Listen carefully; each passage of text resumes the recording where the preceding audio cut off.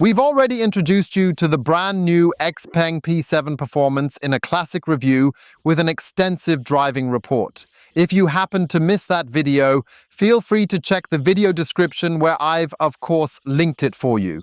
Today, we're taking the Xpeng P7 Performance onto the Autobahn to see how its energy consumption holds up at 100, 120, 140, 160 kilometers per hour.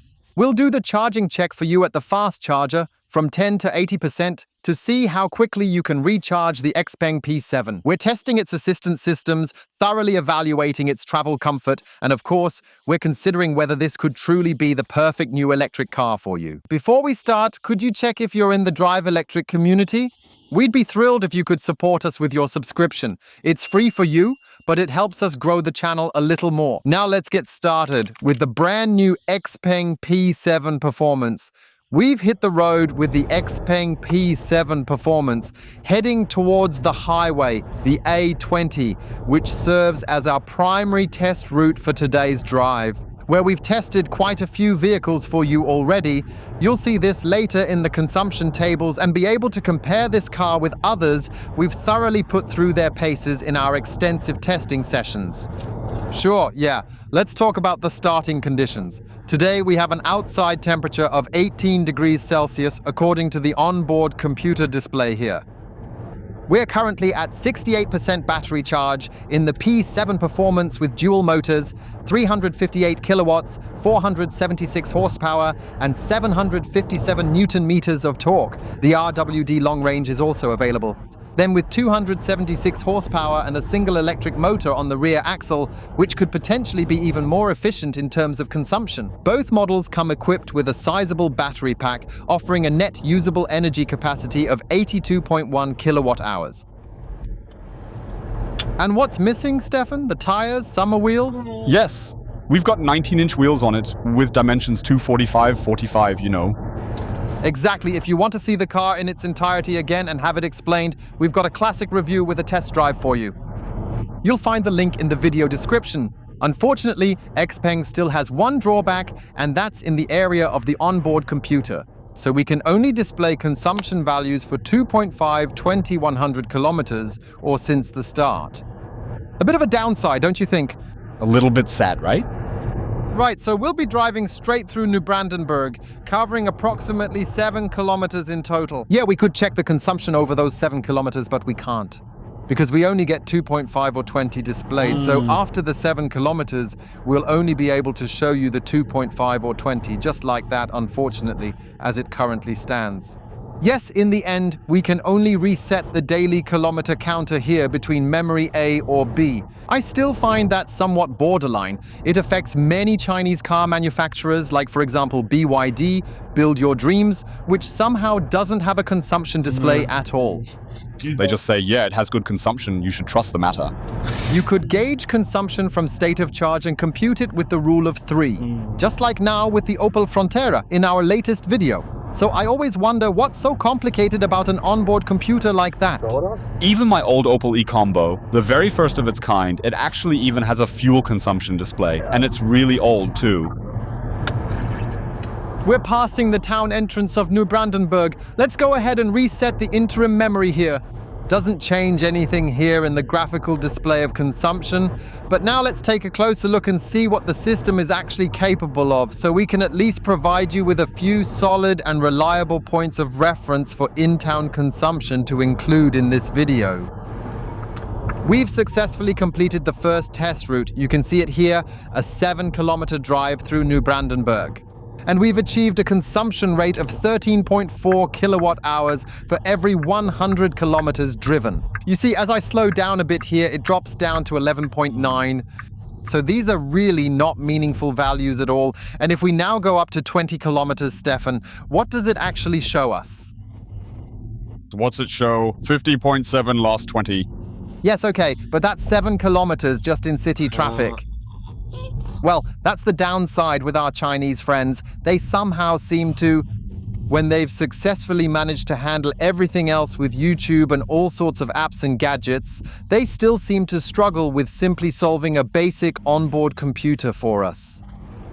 We've already driven a bit further. Look, Stefan, it's now 7.2 kilometers to reach the A20 motorway from this current location. Let's take a look at the consumption. Over 20 kilometers, we're still at 15 something. And after 2.5 kilometers, we're at 13 kilowatt hours per 100 kilometers driven. That's also just cruising along the countryside here. I think it's quite all right. Yeah, it's fine. And like I said, it's just difficult to figure something out because of the 2.5 kilometers, the last period, the ancestors. Then it's uphill, a bit downhill. You drive 70, then 50 straight through the countryside. It's tricky, but I think it's a good starting point, roughly, to get an idea. By the way, what Xpeng offers is a nice right side mirror. Here, via the camera in the mirror, or rather in the fender. Super cool. You're always ahead with the camera. Yeah. So nice when turning. It's really cool. Xpeng's take on simple electric. Yeah. For videos. Exactly, so we can showcase it. We've now reached our test track along the A20 motorway. At this point, I'll go ahead and reset the onboard computer. We have set the air conditioning to 23 degrees Celsius. We're driving in Eco mode. Here, under driving modes, you have the various options: Eco, Standard, Sport, or Individual, where you can adjust it to give the car the ability to achieve the absolute minimum consumption. That means after driving 20 kilometers, we naturally show you the average consumption on the computer display in the graph. As mentioned, we're consistently driving at 100 kilometers per hour, so with an average speed of 100 kilometers per hour, the values are determined for us. Did I forget anything? Nope, didn't miss a single thing. We also want to take this transition time now to thoroughly explore and discuss in detail the assistance systems featured here in the X. To talk about the Xpeng P7 Performance, you have the X Pilot there. Let me show that to you. There's also a nice menu right here where you can adjust that. Now, where exactly was it again? Real-time assistant, meaning here you have on one hand the assistance systems for collisions, vehicles ahead, and the full spectrum of driver assistance features including forward collision warning, lane keeping assist, adjustable sensitivity settings, and an effective blind spot monitoring system. And so on and so forth, extending all the way up to the lane centering assistant, which we also utilize to stay centered within the lane. And of course, the active lane change assistant. We can test it out by simply activating the turn signal right here and letting it do its job. Hands on the wheel and it changes lanes very, very smoothly. It also finds the lane quite quickly. We'll, of course, do that again right away to the right. It has recognized it. Clear to go. It also shows that on the display and it changes lanes very, very smoothly. You really have to say that Xpeng has created some fantastic semi-autonomous systems in the area of driving assistance, which, in my opinion, are also highly practical for everyday driving scenarios. They function very well. Of course, you also have the intelligent parking assistant for parking. Where Xpeng is still catching up a bit, that will certainly be addressed through over-the-air software up. Then further optimized through updates, especially in terms of adaptability. We already showed you on the country road that it only partially functions well at the moment. A, via traffic sign recognition, and then B, also through the system itself. Can we test it on the highway right now? I believe at the moment we still can't. We'll do it later, when a speed range comes, to see if it reacts then. We'll revisit that again later. What's missing, and it's quite unfortunate, is the predictive capability. It doesn't anticipate or plan ahead using navigation data. That there's a speed limit coming up, or through a very, very long-range camera that can also read traffic signs well in the distance, adjusting the speed accordingly as you approach the sign. So you're actually driving at the new speed immediately as you pass the sign itself. These are perhaps two specific areas where there's still noticeable room for improvement with the X-Pilot system in the Xpeng P7 Performance model. We've completed the first 20 kilometers, you can see it here, 20.1, and we have the first consumption figure for an average speed of 100 kilometers per hour. The onboard computer shows a value of 17.2 kilowatt hours per 100 kilometers driven at 15 degrees. I'd say that's really quite decent for a sedan. That's decent, yeah, even for all-wheel drive. Yeah, very good. I like it. I'm really curious. Later on, you'll be able to check the tables and see what you think about this initial value. We've set the adaptive cruise control to 120 kilometers per hour.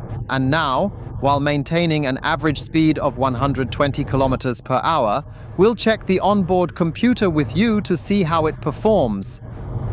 How the consumption is evolving now at an average speed of 120 kilometers per hour.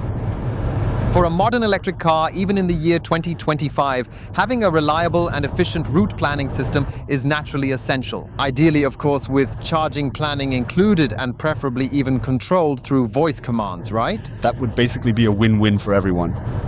Whether our car can do that, we'll now find out by saying, "Hey Xpeng!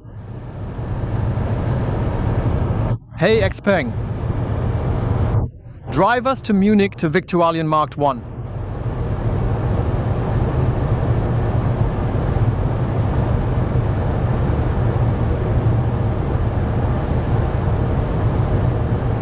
Yeah, it doesn't really seem to work. There's a little figure there. Hey Xpeng. Hi. Take us to Munich, to Viktualien Markt 1 right now. Okay. Okay. Yes, sometimes like the woman at home, hard of hearing. Let's take a look. Or, naturally, the man at home as well. Hard of hearing too, right, Stefan? No, a woman with a hard of hearing man. Oh yes, that too. Not that we're somehow bashing women or men here and we'll end up getting some nasty or malicious comments again, you know? The Xpeng really shines here, swiftly calculating it now. In the review, it felt a bit slower than this performance. And he also correctly points out that we don't have enough range to make it all the way to Munich, which is a valid observation. Yes, and now we should really expect him to provide us with a charging plan. No, he's just pointing out something like an additional 2 minutes on the route because of some construction site. Here in the info menu, we also have the option to select and configure special functions, such as setting the minimum charge level at the charging station or adjusting it specifically for the end of the route. But unfortunately, it doesn't do charging planning. I don't know if that will still be added through an update at some point, but as it stands, it definitely still doesn't have route and charging planning. By the way, you can also update this again here. We'll give it another opportunity to generate a completely new and updated route as well. And this will take another little moment here. And once more, we can see that it's not including any charging stations, which I personally find a bit disappointing and somewhat unfortunate, to be honest. It's a bit of a letdown. What we can, of course, do is manually search for charging stations here, and then it loads them, ideally positioned along the route, as I would hope. It's taking a moment again, so it doesn't seem to have the fastest system. No, sadly not. So he's really got it now. Then we can nicely filter here, all with at least 150 kilowatts, which makes sense because with DC we can peak it up to 175 kilowatts. It's taking forever again, and then he finally pulls up this filter function once more, but ends up with the same dot. Result. So as you can see, even when it comes to route planning, Xpeng still has quite a bit of room for improvement. This also refers to the charging planning, the speed in calculating the route, and similar aspects. When you swipe through here, everything flows smoothly without any hesitation. That's actually quite decent and works well. But in the overview, we can see the charging station once again clearly marked with points, yet it's simply not creating any charging plan for reasons that remain unclear to us at the moment. We have the next value, and we've covered a distance of 20.4 kilometers at an average speed of 120 kilometers per hour. Zach and Drin, I don't know either. In any case, we have an average consumption of exactly 20 kilowatt hours per 100 kilometers driven. Yes, I'll go ahead and set the adaptive cruise control to 140 kilometers per hour. That's the next value we're looking to figure out together with you. Now go ahead and reset the onboard computer right here. Take a look, Stefan, so we can accurately determine the precise correct value once more. Now let's take a look at 140 kilometers per hour average, how the fuel consumption develops. 20 kilowatt hours per 100 kilometers is good, huh? That's good. Like I said, we've still got a spare wheel right under us here. 476 horsepower. That's what makes it so special. 2 motors. Yes. And over 2.1 tons of sedan, 4.88 meters long. Xpeng is really getting pretty close now. The sound system is pretty cool, don't you think? It's seriously impressive, isn't it? What do you say? Yeah, I mean, let's just say a full package costs a clean 3,600 here. With Napa leather, footed pants. Pretty nice, right? Not bad. I also think it's pretty cool here in the front. These protruding boxes, or whatever they might be, really catch the eye. That's actually part of the sound system. I find it pretty cool for a change, honestly. Yeah, Bang and Olufsen had that back then. I had it in the Audi A8, where they'd slide out like that. Ah, awesome. It was really awesome. Yeah, but you see, somehow everything comes back. If you spend that much on a car, you might as well treat yourself again, right? What do you think? Because, I mean, you have so many extras, you can't really fit them in anyway. You have a base price. Speaking of extras, we've already reached this point again. Look, so much nonsense, huh? 20.2 kilometers. We've got a new consumption rate, averaging 140 kilometers per hour, with 22.9 kilowatt hours per 100 kilometers driven. Now he's showing off. Now he's going to boast, I think. I'm really eager to see how our daily test goes. Covering 300 kilometers on a single charge, and weather will need to recharge. But this is definitely here at 16 degrees with summer tires. We always have a bit of wind on our test route, and it's often said that with a tailwind, driving with headwind or something similar, still some wind, right? Maybe lower or upper wind. But here it's roughly 22 and a little bit more. Respect, right? We've done the U-turn on the A20 motorway, now heading south, reset the onboard computer, and we're going to try to determine the fuel consumption for the next 20 kilometers at an average speed of 160 kilometers per hour. We've determined a new value, and we've maintained a fairly steady 160 kilometers per hour throughout, which is exactly what my right. The accelerator pedal here in the Xpeng allows for that, which is why there's sometimes a bit of back and forth, I think. Well, yes. If you can't build an adaptive cruise control that works up to 160 kilometers per hour, then you just have to live with the consequences. Yes, 30.6 kilowatt hours per 100 kilometers driven. We've now experienced a significantly more noticeable increase compared to previous results. But compared to other tested electric cars, it's still a good value. Yes, some were already at 40, which is why we're steering clear of those. So now we've got to make sure the Xpeng is prepared a bit for our charging check coming up later on. You can now head over to the charging menu, where you'll find options like battery, health, and all that kind of stuff available in there. Preheating the battery at low temperatures is available here, so you can easily set a specific value, ensuring the battery temperatures remain stable now. Preheated auditory components charge up much quicker, though a small portion of the battery power gets used up. So this is most likely the manual battery preheating process. However, it has already reached the ideal temperature level for operation. To prevent any confusion or complications, we'll go ahead and search for a charging station again to make sure everything runs smoothly without any issues. And input it into the GPS, so no one can claim we messed up or made a typical user error, Stefan, right? Let's see, here we have Ionity, we'll take that, easy peasy. Let's just go ahead and set it up as our main destination right here. Now the car knows that we need to...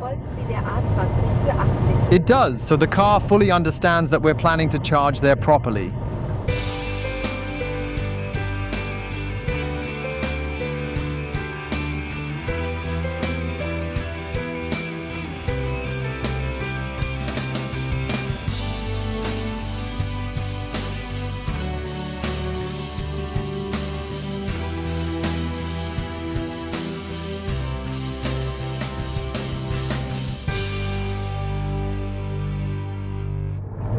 We want to measure the acceleration with you here in the Xpeng P7 Performance. I've switched to sport mode. The 100 km per hour limit will be lifted soon, and we're going to give it a nice full throttle push. 80, 90, 100 at the sign, 120, now climbing up to 140 km per hour. Batteries at 25%, 160, 170, 180, and we've reached the top speed of 190 km per hour. As you know, it's 200 kilometers per hour. The turn signal won't turn off. It's a bit of a hassle, but he always struggles a bit to get over that hump. 200 kilometers per hour and beyond. All right, now we're approaching a car ahead. Have to hit the brakes sharply in the curve, but he handles it well with his Brembo brake system, and of course, we'll want to get right back on the gas afterward. He does that smoothly too, already back at 160 and 170 kilometers per hour. And Stefan, of course, has taken some measurements for you with the Draghi and GPS. We clocked 80 to 120 in 3.31 seconds. From 100 to 160 took 7.25, and from 100 to 180 was 11.61. Look, I'm already hitting 211 again, you see? Look. He's really moving forward. Yeah, I have to say he's doing it really well. Now we've got the next curve. Let's take it a bit sharper and then drive ahead. All right, let's hit the brakes hard. And there, the Brembo braking system truly delivers outstanding performance, just as expected. I really have to credit the Xpeng. It's not just a car with 476 horsepower and over 700 Newton meters of acceleration. It also decelerates smoothly with a great braking system. Totally, yes, and it grips the road really well. Absolutely. We've just pulled up to the Ionity fast charging station, and at this very moment, we're sitting at exactly 10% battery charge. Just as it should be, Stefan, right? As planned. It's really nice when a plan actually comes together, isn't it? What's your take on it? I think we haven't charged at the second to last pillar yet. That's always something new because we want to treat our viewers to trying out all the charging stations at the Demidderland rest stop here. Or what do you think? Definitely. Let's do the check. The charging station also shows 10% state of charge. He's building up a really nice charging peak here right now, going up to 70 kilowatts now. According to the manufacturer's specs, the maximum peak should be 175 kilowatts. I read on EV database that it's supposed to average around 133 kilowatts during charging. I can recommend EV database to you. It's a really cool data tool where you can find all the values for electric cars, which is also frequently our go-to trusted source of information. You always ask me, Ollie, how exactly do you charge your electric cars on those long-distance trips? Which charging card do you prefer or which system? And I can only repeat it again and again for the past 5 years, recommend you to take a look at Endcharge. Endcharge is a system accessible online or as an app, where you can collect free kilometers through various methods and approaches. One way is through online shopping, which we do quite often, for us and maybe for you too. We regularly take part in Endcharge challenges, earning a good amount of points or kilometers there. And of course, we also frequently do reviews of charging stations to give something back to the community so people know whether the charging station is in tip-top shape or not. So we can be a bit more active in the community. For that, of course, there are also free kilometers again. We've already driven well over 50,000 kilometers completely free of charge in the past 5 years. You can also link charging cards within Charge to then seamlessly load the free kilometers, so to speak, at participating charging stations. Yes, it has now gone up to 173 kilowatts. We're already at 15% state of charge. After just 2 minutes, we've already added a solid 4.3 kilowatt hours. If Endcharge interests you, take a look in the video description. I've included a link to Endcharge for you right there. We've already surpassed the charging peak quite a bit. 176 kilowatts at 19% state of charge. 3 minutes have passed. 8.3 kilowatt hours have been recharged. Pretty impressive, right? Currently getting 181 kilowatts at 30%, 31% state of charge, 7 minutes in, and almost 18.8 kilowatt hours added. It's running. The charging session is also the ideal moment to take another detailed look around the exterior design of the Xpeng P7 Performance with you. Yeah, it's a nice symmetry. Right, that's the effect lacquer here. Notch. Everyone keeps talking about insect decline, but there's still plenty of them around. Oddly, it's true. Regarding the car itself, a nice daytime running light signature. Below that, separately, the LED headlights with the high and low beam function. You can see the car effectively cooling the battery with its thermal management system during charging. And especially with the performance variant, I think you've put on some sharp rims, right? Yeah, That's a nice piece. I mean, not somehow aerodynamically optimized and ruined, but just a nice spoke design. cross-spoke design, behind it the big fat Brembo braking system, where you've clearly observed that the car also decelerates extremely effectively thanks to it. Yes, we've got the stunning silver metallic here, paired with the glossy black accents around the discs and extending along the sill as well. It fits the car perfectly. The rear has an electric charging flap. I think it's sleek, not something that just flaps out and sticks awkwardly. The only downside, if you can call it that, is the design. Sleek from the back with the rear light bar and separate elements like the front's daytime running lights. Similar to the headlights, you also have the tail lights again. And the only downside, which I wanted to point out now, my thoughts were faster than my moderation, is simply that it's a sedan, and here 440 liters are tucked behind a somewhat restrictive, hidden behind a somewhat limited loading hatch, so to speak. I would have definitely preferred a more practical hatchback opening, similar to the one on the BMW i4, for example. The rear seats can fold down, expanding the cargo space from 440 up to 915 liters. But large items are indeed limited by the structure. On the flip side, we've noticed with the interior noise levels, I hope you've watched the review. The link is also in the video description. Yes, damn good interior noise levels. Yep. And that, of course, is also somewhat due to the overall structural design in the end, really. 50% after 12 minutes. It's still charging at 169 kilowatts. We've already replenished 35.3 kilowatt hours into the battery in 12 minutes. That's truly a top-notch value, and let's be honest, it's not always just about the maximum peak. What's the point bragging at the bar, hey, my car charges at 300 kilowatts, right? The charging curve is key. Exactly. The crucial part is the charging curve, ensuring that plateau remains as high as possible. And it stays that way up to 50%, still charging at 150 kilowatts with the Xpeng P7. And that's why don't always be deterred by what the maximum charging peak is, but instead look at the charging curves or, of course, our videos where we show you. Correspondingly explained, but I think this is a solid and good starting point for now. If he keeps it up, we should stay under 30 minutes for 80, right? There it is, 80%. After 26 minutes, 62.7 kilowatt hours recharged, it's still alive at 86 kilowatts. Respect. Yeah, it's all good. 26 minutes is all right. And so, yeah, and especially when you consider the newer Xpeng models, they already have the 800 volt technology. So the G9 or something like that. And it still has the old 400 volt system here, but it's still fine. So I have to say, Xpeng is doing it right. You really can't fault it for that. And there will probably be a new generation at some point, most likely with 800 volt technology or something like that. You don't know when, how, or where it's coming, and why has it dropped now? Set it to 90%, right? No idea, maybe a station issue or something. Oh, no idea. Let's wrap it up for now and move straight on to the next interim conclusion.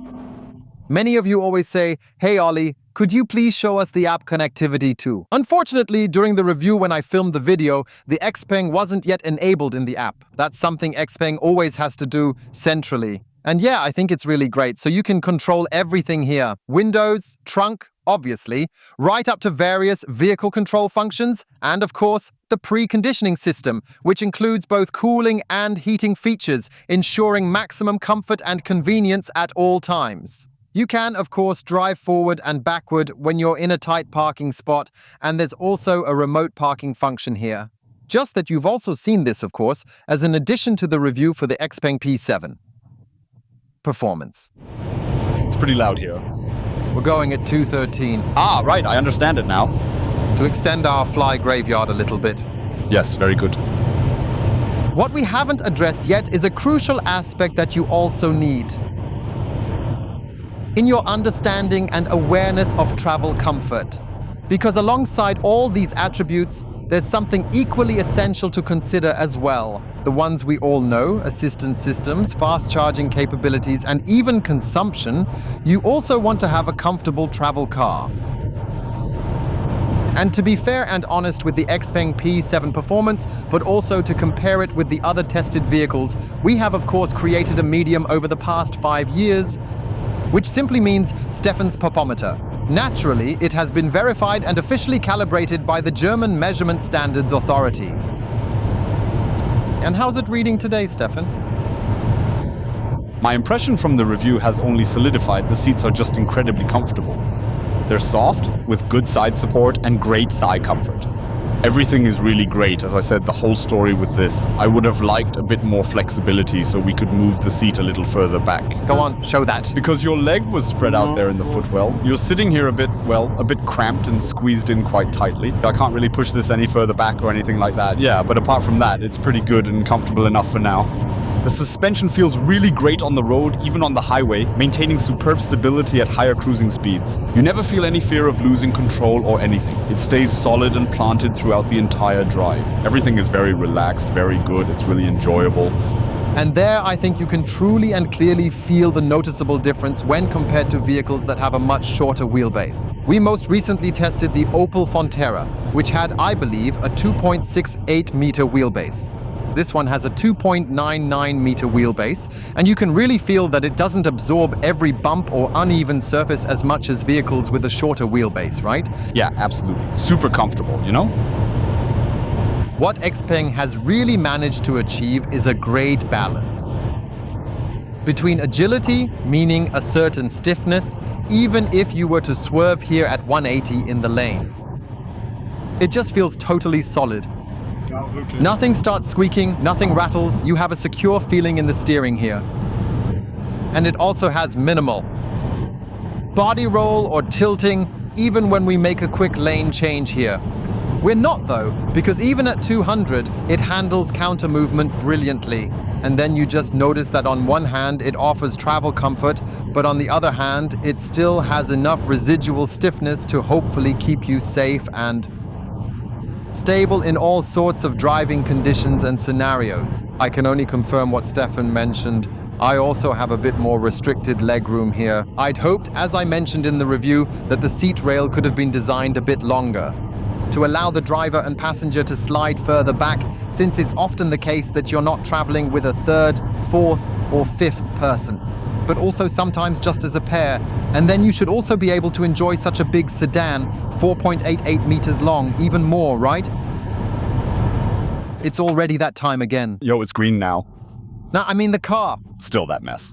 Yes.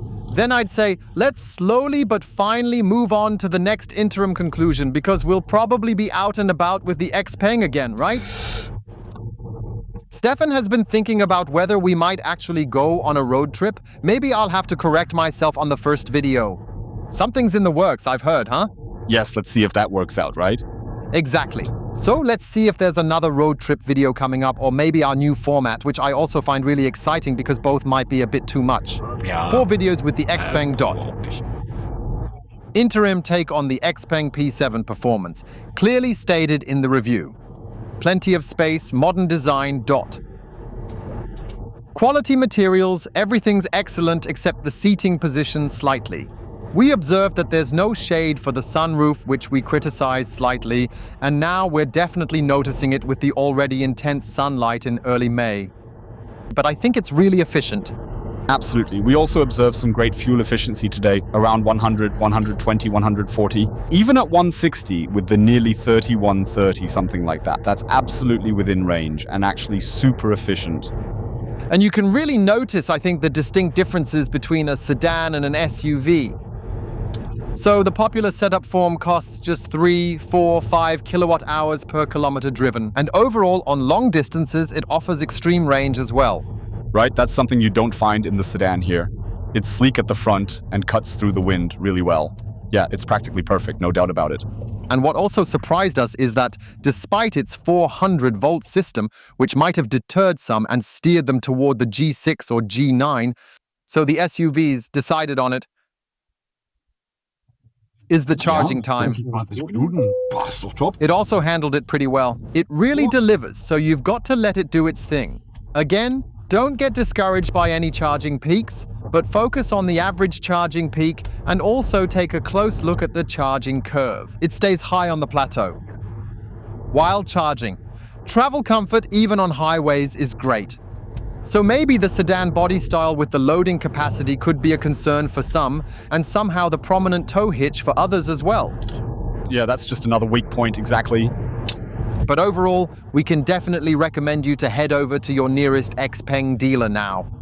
There, maybe take the car for a test drive, experience it firsthand, perhaps even compare it with the SUVs. Because I could imagine that many of you might actually prefer the sedan form simply to be able to travel more efficiently. Right? It easily offsets the supposedly faster charging time, since with this thing, it probably feels like with each charge you get 50 to 100 kilometers more. Is that so? Head to the Xpeng website to find the nearest dealer. They've got some really attractive leasing and financing deals ready for you. Take the car for a test drive and be sure you don't miss out on our third video all about the impressive Xpeng P7 Performance. And with that, we've come to the end of the second video. I really hope you enjoyed watching it. Feel free to give it a thumbs up. Check out if you're part of the einfach elektrisch community. We'd be thrilled if you could support us with a subscription, and then see you in the next video for the road trip. Thanks for watching, stay healthy, and see you soon. Your Ollie. Stefan, what do you think about his outdoor speaker here? Yeah, that's kind of awesome, right? You can just set up your music perfectly here by the grill and enjoy it. It's great like this, with vehicle to load, so you can plug in an electric grill. Yeah, perfect. So awesome, right? Perfect for flipping.